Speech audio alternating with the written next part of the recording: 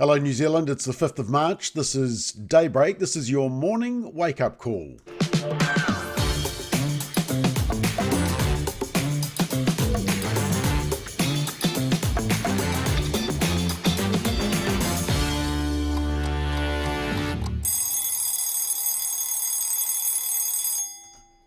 Hello New Zealand, middle of the week, Wednesday, March the 5th, getting ahead of myself, let's get straight into it.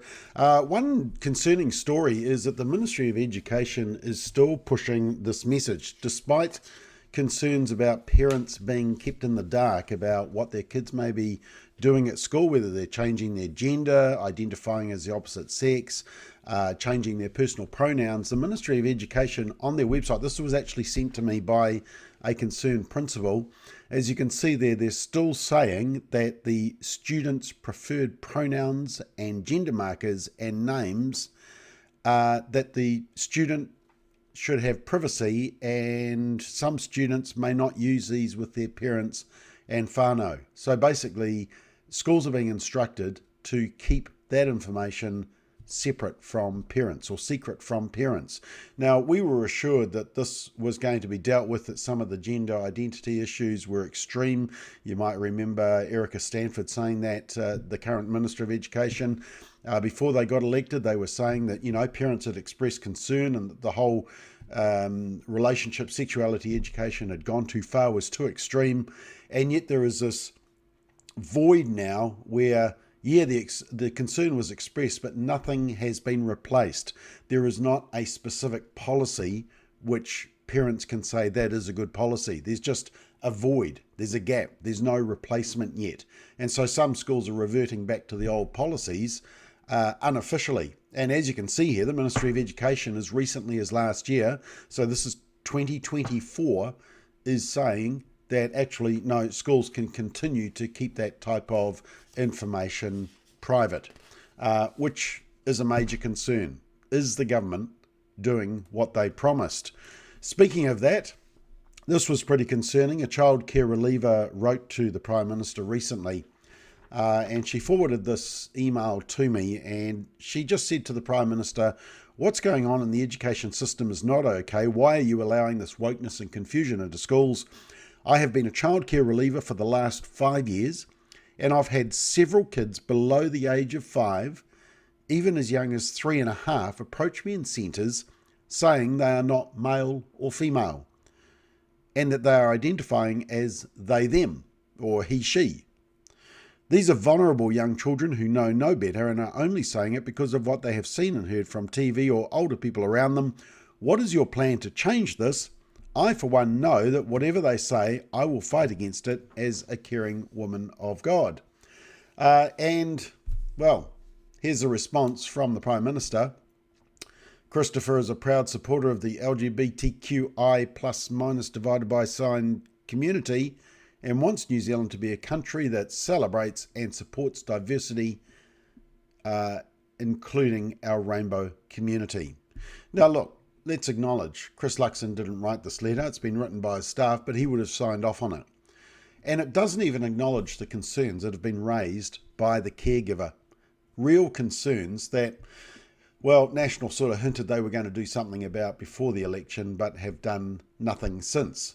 It's a disrespectful letter that doesn't acknowledge the concerns, and just this blanket statement that he's a proud supporter of the community. I mean, I wonder if you wrote about concerns about a particular church or something, whether he would respond with a letter saying, well, Christopher Luxon is a proud supporter of the Christian community and appreciates their diversity.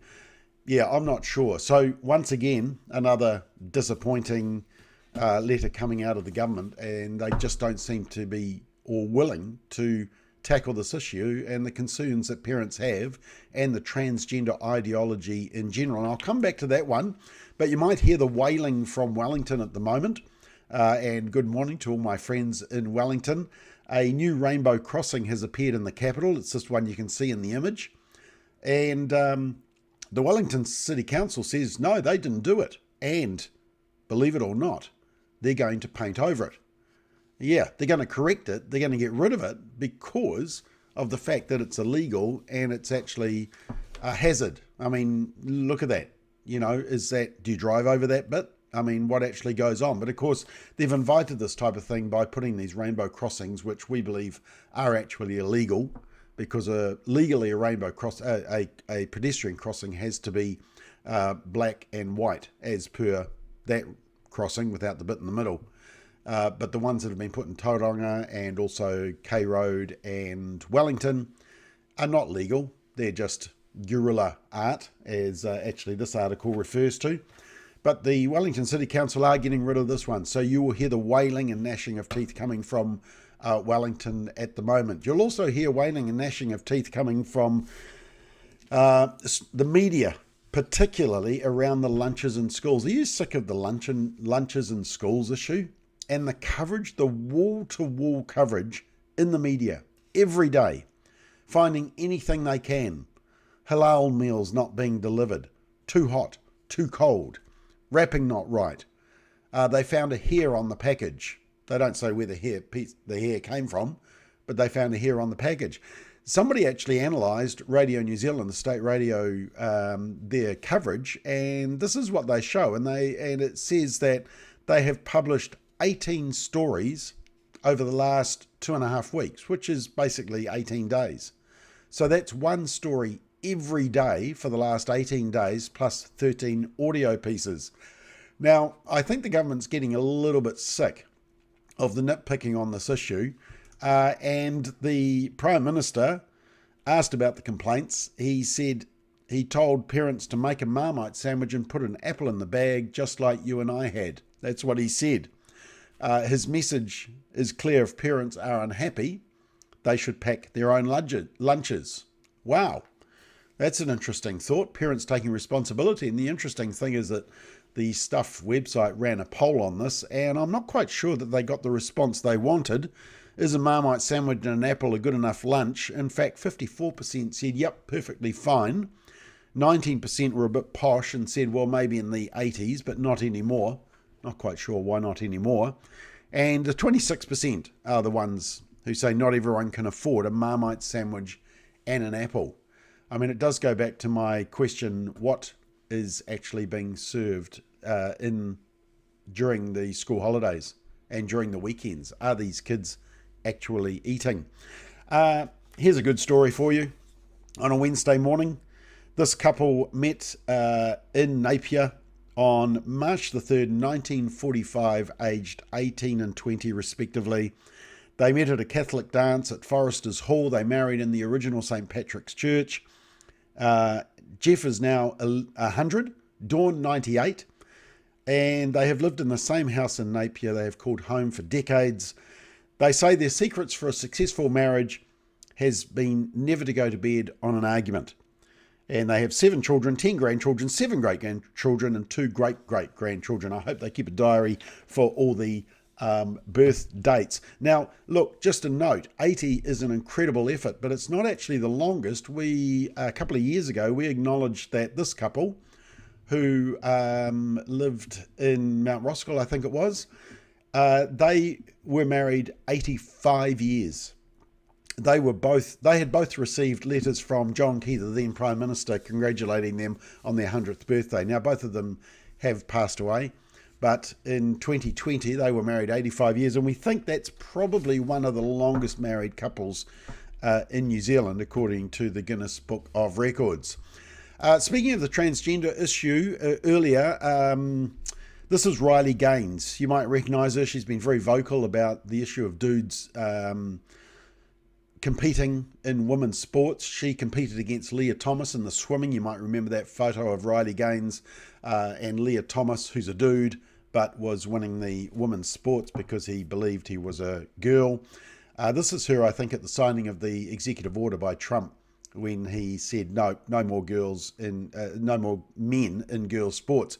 But he has called on these 2 stars, Caitlin Clark, who is a basketballer, very popular, very well known, and also called on Simone Biles, who I think you'll recognise from the Olympics in Paris, and has basically said to them to use their massive platforms and speak out against trans women in women's sports.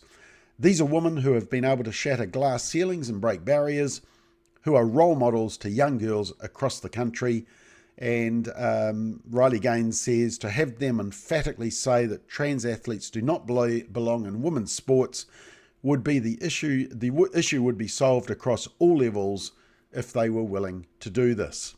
Well, I think more and more people are speaking up, and actually I came across this amazing website, which is called rawwomennyc.com. Raw as in lion, women, NYC, New York City. So rawwomennyc.com. And it's myth versus fact, women's sports, and it's just a very, very good website if you want to have a bit of a debate or present the facts on the problem with men competing in women's sports. And they deal with the myths around there is no male advantage in sport, they're not going to get hurt anyway, it's fine to let them in the locker room, there's no difference between puberty, it's all about current hormone levels, and you're keeping people out of sports. So they deal with all these myths and they push back with all the facts. And it's actually a very, very good article.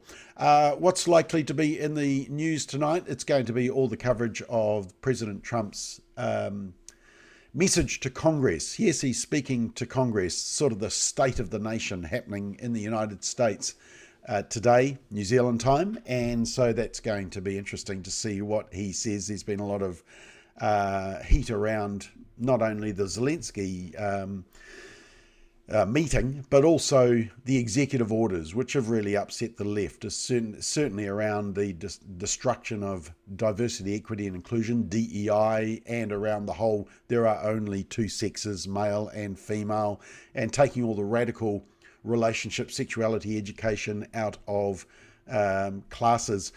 That's a difference between a conservative leader in the United States and one in New Zealand. The one in the United States has actually done some things that they campaigned on. And I think that's a concern around this email response that the caregiver got from Luxon, and also the, as we said, the policy with the Ministry of Education about keeping parents in the dark. Nothing seems to be happening in this area despite the promises. So we need to keep on pushing. Speaking of that, tomorrow night I have... Oh, that's not working. Here we go. Tomorrow night, Simon O'Connor is still overseas. He's back next week. And Peter Williams is my guest on Political Playback. So really looking forward to the discussion tomorrow night. And I've just released a McBlog where I have interviewed Mel Taylor. Mel with her husband Jim have just resigned as Oranga Tamariki caregivers. They've been doing it for 23 plus years, but their resignation letter is a doozy. And look, it should really send red flags as to the problems with OT, Oranga Tamariki, the organisation that's supposed to be looking after our vulnerable kids. But how do they treat the caregivers? Do they support the caregivers? Why do we have a shortage of caregivers? Well, watch the interview on McBlog and you'll quickly see why. Right, we're out of time. Have a great day. I hope to be with you on, I was going to be with you on Friday morning, but I'm actually travelling to Brisbane for the Church and State Conference, and we'll be meeting with a lot of Christian leaders in Australia at that conference in Brisbane. But I am keeping an eye on the weather because Hurricane Alfred, not Alfrednado, Hurricane Alfred is heading towards Brisbane. So I may be here on Friday morning. Check it out. But hopefully the hurricane doesn't come and I can network with key Christian leaders at the Church and State Conference on Friday and Saturday. Anyway, have a great day, and we will see you in a couple of days. Thanks for watching Daybreak.